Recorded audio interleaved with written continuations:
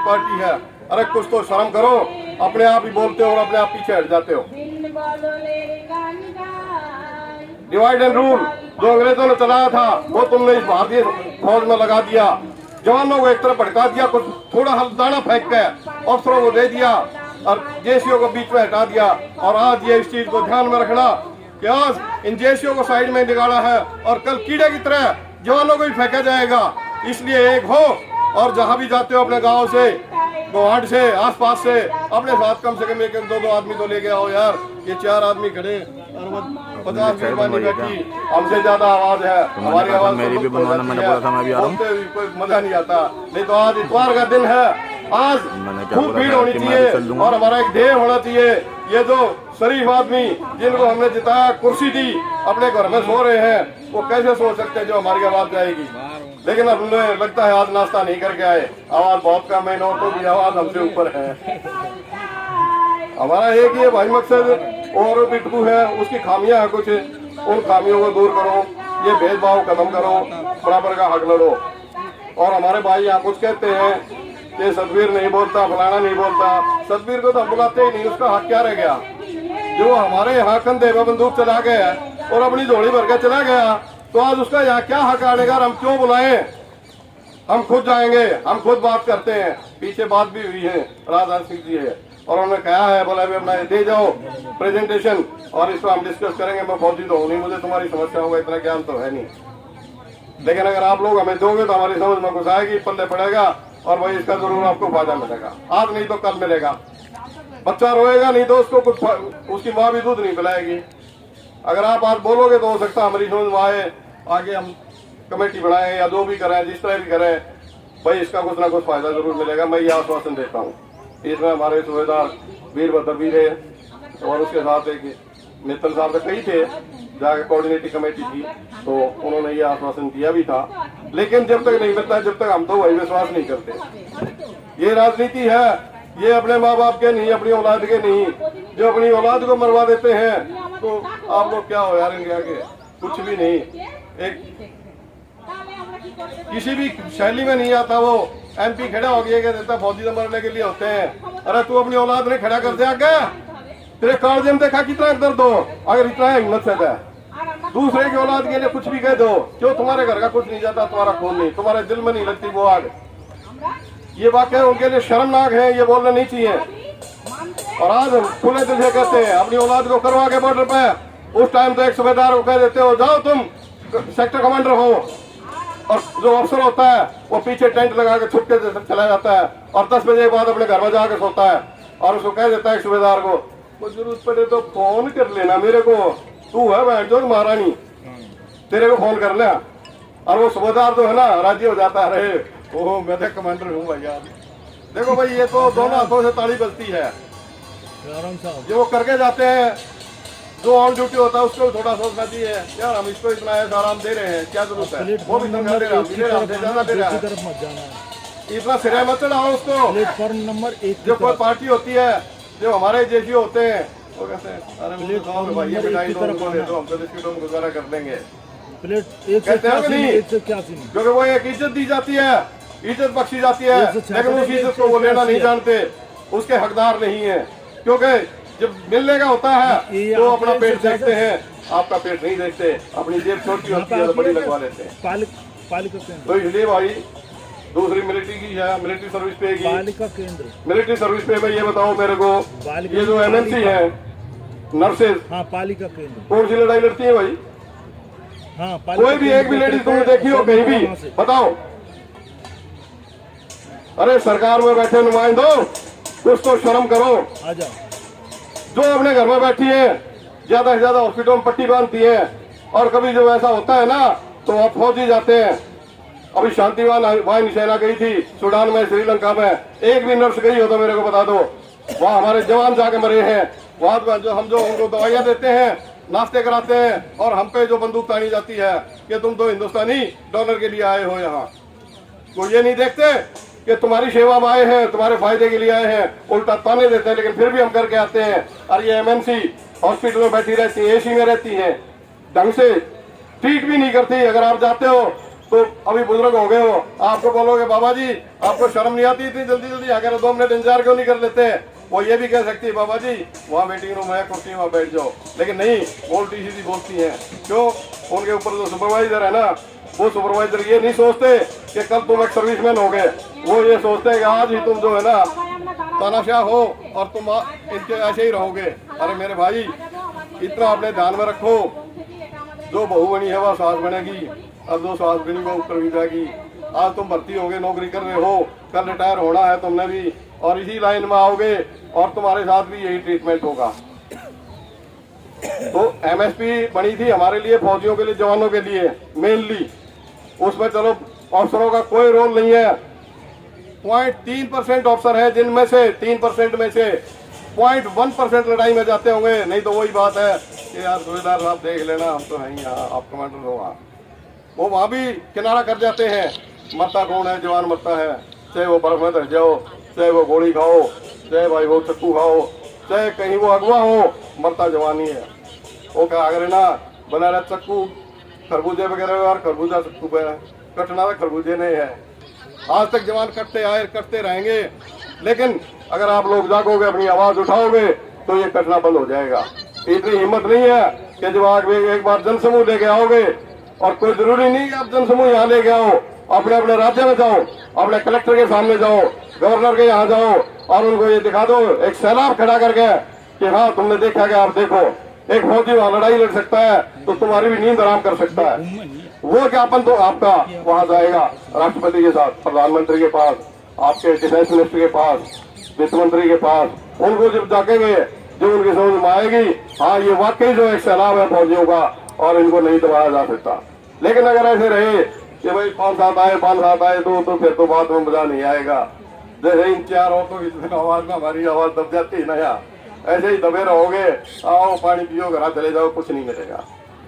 और इनको तो टोटली निकाल दो, अधिकारीगण को। तो अधिकारी ऐसा समझ लो कि जैसा कलयुग है, वो इंसानियत को खाता है ना, अधिकारी जवान को खाता है। और अधिकारी क्या है? अधिकारी को तो हम सिखाते हैं। एक भी अधिकारी, मैं गारंटी देता हूँ, अगर डीएफए बना कर रख देना किसी का भी, गारंटी देता हूँ, उसके बाद मेरे ख्याल से तो कोई डीएफए बना नहीं सकता। वो एक आदमी तो मैं कह नहीं था, लेकिन डीएफए को तो सब काट साट कर दिया करे हैं। अगर एक 7वीं पास 8वीं पास भी है ना, उसको 4 लाइन लिख दोगे, वो उसमें हाना आगे पाछा कर देगा, पूर्ण विराम लगा देगा, फुल स्टॉप लगा देगा, कॉमा लगा देगा। वो काम इन अधिकारियों का है। ना बना के दिखाओ डीएफए, और जब दिखाओगे हम सब्जेक्ट बना रहे, ये मजबून है हमारा, करे कराए में खाने वाले हैं ये, और कुछ नहीं है। तीसरा जो है इसके डिसेबिलिटी का है। एक जवान मरता है, एक फौजी मरता है, दोनों को बराबर की चोट लगती है, शरीर तो एक ही है। तुम तनख्वाह दे रहे हो वो ठीक है, उनकी क्वालिफिकेशन के हिसाब से है, ग्रेड के हिसाब से है, लेकिन जो चोट लगती है वो तो सबका बराबर है। उसमें तो बराबर कर दो, कम से कम शर्मा जाओ थोड़े से। एक विधवा हो जाती है औरत, उनका तुम तनख्वाह देते हो, तनख्वाह के हिसाब से बना देते हो, कोई आपत्ति नहीं, करो भाई, कोई बात नहीं। लेकिन इनका तो देखो, जो एक शरीर हमारा भी है, एक शरीर उनका भी है। कुछ लोग वहां मर जाते, आते भी नहीं है। किसी को स्नो बाइट हो जाता है लद्दाख में, ये सारे फौजी बैठे, सबको पता होता है क्या होता है फौजी बाइट, वो स्नो बाइट। वो सारी बीमारी ऐसी होती है, वहां एक बार कट गया ना, या 35 साल बाद तक जो उनके हाथ पैर कट के पीछा छूटता है, और उसको क्या मिलता है रिटायर होने के बाद? बोलते हैं तुमको 10% डिसेबिलिटी दी थी, अरे उस समय दी थी, आज ये मर गया, इसके हाथ पैर कट गए, वो 10% में गुजारा करेगा क्या? और अधिकारी को तुम पहले 50% दे देते हो। तो ये सब समस्या दूर होनी चाहिए भाई। और पहले पे कमीशन में, जो पहला पे कमीशन था, हमारी जवानों की पेंशन जो 75% होती थी, और ये चौथे पे कमीशन में इन्होंने 50% कर दी। अफसर की जिनकी 30% होती थी, और हमारी 50 पर ले आए। अब उस 50% में भी इनका गुण लग रहा है कि यार ये तो जो चले जाते हैं और बाहर में रिसेटलमेंट में नौकरी भी करते हैं। अरे नौकरी ना करे, तू पाल देगा किसी बच्चों को, दे दोगे किसी को? वो अपना टाइम लगा रहा है, फौज का टाइम पूरा करके फौज में आ रहा है, और वहां की पेंशन ले रहा है, वो तेरे घर से नहीं ले रहा। अभी पीछे एक पॉइंट आया था, बोला जो 20 साल में जाते हैं उनको 25% पेंशन दे दो, 25 में जाते हैं उनको 30 दे दो, जो अपने घर से दे रहे हो। अधिकारियों को भी देते हो क्या ऐसे? ये इन जवानों पे लागू है। उसमें भी जो हल्ला हुआ और वहां प्रेजेंटेशन गए तो वो मामला दब गया। अभी क्योंकि पब्लिक के लिए उजागर हो गया इम्प्लीमेंट होने से पहले, लागू घोषित होने से पहले। तो ये सिर्फ इसका है कि अगर जन सैलाब हमारा दौड़ता है, आप लोग आवाज उठाते हो तो भाई कुछ लेके रहेंगे, और अगर अब नहीं हुआ तो फिर कभी नहीं, सोते रहना। एक मौका है, ये 2/3 मेजोरिटी की गवर्नमेंट है, अगर आप चाहोगे तो सब कुछ हो सकता है, और नहीं तो ब्लेम दे सकते हैं, हम इनको समझ लगा सकते हैं। तो भाई मेजोरिटी थी, तुमने क्या किया हमारे लिए? हमने तुम्हें 2/3 मेजोरिटी के साथ वहाँ बैठाया, वो सिर्फ है सर्विसमैन की मेजोरिटी से बैठा है, जो आपका प्रधानमंत्री है ना, अगर रेवाड़ी में नहीं करता तो उसको इतनी वोट नहीं मिलती और मोदी आज कुर्सी में नहीं होता। ये सिर्फ एक सर्विसमैन की है मेहरबानी। अगर वो उसको भूलता है तो एक बहुत बड़ा तमाशा होगा उसके मुंह पर। आने वाला 2024 भी आ रहा है, ज्यादा दूर नहीं है। एक मोदी के पीछे कम से कम 3 वोट तो होंगी, वैसे तो 5 होती है, लेकिन 3 तो कम से कम है, तो उसके बच्चों की है उसकी मेहरबानी की। लेकिन 5 तो एवरेज में लगा ही सकते हैं। कितने हैं? कम से कम 52-53 लाख तो पेंशन लेने वाले हैं। 80 लाख हाँ, फरवरी वाले हैं। तो वो अगर निकल जाती है तो मोदी भाई क्या करोगे? तो ऐसे ही गुजारा ऐसे करेगा, पैरों में चुपी ना मिलता है, और ये कुर्सी बार बार नहीं मिलती। उसका फायदा उठाओ, तुम भी करो और दूसरों को भी खुश करो, ताकि अगला मौका तुम्हें मिले। और भाई जितनी ज्यादा आवाज उठेगी ले पाओगे, और नहीं तो अगर सोते रहेंगे तो सोते ही रह जाओगे, जैसे अब तक सोते रहे ना। एक जमाना था हमें डीए मिलता था 10%, अधिकारियों को मिलता था 1% या 2%, वो भी कांग्रेस की नीति थी। आज वो सारी बदल गया, इनको बराबर का डीए मिलता है, इनको हमारे बराबर क्लोथिंग हो गया, राशन हो गया, कुछ नहीं मिलता था, सारा फायदा इनको गया। और वो किसकी वजह से? वो हमारी वजह से, क्योंकि ताली बजाने वाले हम थे और ड्राफ्टिंग करने वाले हम थे, और उसको फाइनल करके आगे देने वाले ये थे। वहाँ पे ये करते थे, हम तो एक अंधा विश्वास करते थे, अरे आप कर दो ना, आप तो हमारे लिए बुरा थोड़ा ही करोगे, जो करोगे फाइनल कर दो, बढ़िया करोगे। लेकिन उसका नतीजा क्या हुआ? आज हम मुंह लटका कर बैठे यहाँ, क्यों ना? नहीं लोग बोल सकते, उन्होंने तो ये बोला भाई हमने तो दे दिया था। अरे दे दिया था, अंदर जाके बिल खो जाए तुम तो, अंदर जाके बातें कुछ और करते हो, बाहर आके कुछ और करते हो। ये दोनों जो है व्यवहार है ना, ये फौज में नुकसानदायक है, या गाँव में तो चल जाता है। फौज में जिस दिन दौरा हो जाता है, कितने आदमी हैं जो कोर्ट मार सके वापस नौकरी मारते हैं, आते हैं ना, कम से कम 20% आदमी तो आई लिए होंगे। वो क्यों आए? इन्होंने उनको तंग किया और ये दिखा दिया कि हम लोगों ने सर्वे सर्वा है, लेकिन कोर्ट ने ये दिखा दिया तुम्हारे ऊपर एक और भी तुम्हारा बाप अच्छा है, उनकी गलती नहीं है तो नहीं बता सकते। लेकिन ये सबके साथ नहीं होता, क्योंकि सबके पास पैसे नहीं होते, सब कोर्ट का केस ले करना जानते हैं, कुछ शर्म के मारे, कुछ अपने परिवार के हालात के दबाव से। तो ऐसा हालात पैदा क्यों करो कि भी एक जवान यहाँ से जाए और वो भूखा मरे, कहीं भीख मांगे, या भाई जैसे छोटी गाड़ी की नौकरी है वो करे? क्यों भाई? जब वहाँ पे एक आदमी 50-60 हजार रुपये तनख्वाह ले रहा है, और छोटी गाड़ी को क्या देते हो? 10,000 रुपये, 8,000 रुपये, 7,000 रुपये, 12,000 रुपये। अरे उसकी औकात इतनी होगी कि वो लड़का था फौज में, बॉर्डर में खड़ा हो गया, और आज यहाँ वो तो 7,000-8,000 में नौकरी कर रहा है। क्यों? क्योंकि मेहरबानी जो हमारी डीआर की, हमारी सरकार की है, इतनी भी अच्छी अच्छी चीजें हैं वो सारी अधिकारियों को देती है। आप हमारे देश के वगैरह आते हैं, उनको एक फैक्टर लगा दिया, 55 साल के बाद आपको कोई एजेंसी नहीं मिलेगी, आपको कोई एजेंसी नहीं मिलेगी। क्यों भाई? ये देश जो है क्या बिगाड़ रहा है तुम्हारा? उसके हाथ पैर टूट जाते हैं। एक जवान जब तक जिंदा रहता है, फौज की नौकरी करने के बाद वो बूढ़ा नहीं होता कभी। ये जज्बा होना चाहिए हमारे अंदर। अगर वो नाकाम हो गया फिर वो जवान नहीं रहता। लेकिन फौज ये समझती है कि नहीं, ये तो बेकार हो गई है, तब तो फौज ने भेज दिया। अरे फौज ने भेज दिया तो फिर इधर पेड़ क्यों देते हो? लड़ाई लगी तो सबसे पहले तुम्हें बुलाएंगे, क्यों देते हो? हटा दो उसको। बहुत सारी चीजें हैं जो लाजा उठाता हम लोग उठाते हैं, लेकिन अभी मौका आया है, आप लोग जगो और एक जन सैलाब लाओ। मैं देखे तो जितने ज्यादा से ज्यादा संख्या में यहाँ होंगे, या अपने राज्य में करो, यहाँ नहीं आ पाओ तो कोई जरूरी नहीं कि यहाँ कोई कन्वेंस नहीं है, आदमी के हालात है, घर से समस्याएं जो हो अलाउ नहीं करती है, ठीक है, अपने राज्य में करो, अपने ब्लॉक में करो, डिस्ट्रिक्ट में करो, कहीं भी करो, लेकिन एक ऐसा समूह खड़ा करो, एक कि ये गवर्नमेंट जो काट जाए और देखे हाँ यार किससे पंगा लिया है। और अभी और रुक जाए थोड़े दिन, इन्होंने ये जो एक पॉलिसी लगाई अग्निवीर की, ये अग्निवीर की समस्या ऐसी आएगी आपके सामने कि आप, मैं कहना नहीं चाहता वो शब्द कि आप पछताओगे। आपके हर घर में जो है ना अपने माँ बाप को चक्कू दिखाएंगे, बंदूक दिखाएंगे। वो रोजगार है नहीं गवर्नमेंट के पास, रोजगार बंद कर दिया।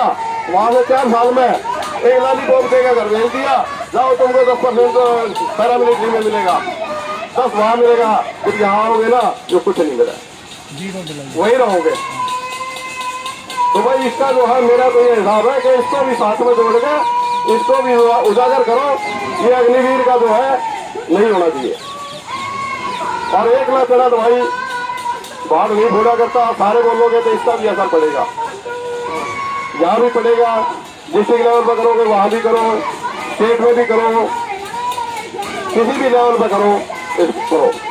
अदरवाइज आपके बच्चों के लिए मेरे ख्याल में आगे नौकरी रहेगी नहीं, नौकरी खत्म होती है। प्राइवेटाइजेशन कर दिया इन्होंने। ये फौज की नौकरी, पुलिस की नौकरी किसके लिए थी? एक का कौम थी इसमें, वो मार्शल कौम थी, और वो यहाँ जो धोखा खा रही है। मरने के लिए जाट होता है, लेकिन यहाँ में वो सब यूज नहीं करना चाहता क्योंकि सारे भाई हैं। लेकिन ये गवर्नमेंट की नीति है। और दूसरी कौम बहुत कम आती थी इसमें भर्ती हो गए। आप देखो गुजरात वाले फौज में कोई नहीं मिलेगा। एयरफोर्स की बहुत जो बढ़िया की नौकरी है उसमें भी गुजरात वाले भाग गए। पहले एक हुआ करता नायर फौज गया करते, पटेल फौज हुई पटेल के टाइम में, फिर भाई गुलजार नंदा आया, उसने भी काफी करे। अभी जो है एक ही फौज बची है, बिहार फौज क्योंकि वो सारी स्टेटों में चले गए और भाई सारी स्टेटों से भर्ती हो गए आ रहे हैं। अच्छी बात है, मैं बुराई नहीं, अच्छा है, करके खा रहे, वो चोरी नहीं कर रहे, डाका नहीं डाल रहे, लेकिन तादाद उनकी ज्यादा है। हमारे जो बच्चे हैं एक तरह जो दिए जनरल कास्ट ने मार दिए, कोई रिजर्वेशन नहीं है, और दूसरा ऊपर से प्राइवेटाइजेशन कर दिया। तो भाई बात तो नहीं बनेगी जब तक नहीं जागोगे, जब तक नहीं रहोगे, नहीं चिल्लाओगे। इसलिए काफी टाइम ले लिया मैंने आप लोगों को ना कोई काम गया था तब निकल जाएगा। शब्द ऐसा क्यों काट, अच्छा शब्द को कंट्रोल रखो, कई बार जोश में आके दूसरी तो भाई इतना ही है। मैं यही अपनी पार्टी को ग्राउंड लाऊं, उसी में अच्छा है। और एक बार जोर से नहीं देखा जो भाई 11 लाख है। भारत माता की जोर से बोलो भाई, मजा नहीं आया। भारत माता की, भारत माता की, इनकलाब जिंदाबाद, इनकलाब जिंदाबाद, इनकलाब जिंदाबाद। जय भारत, जय भारत।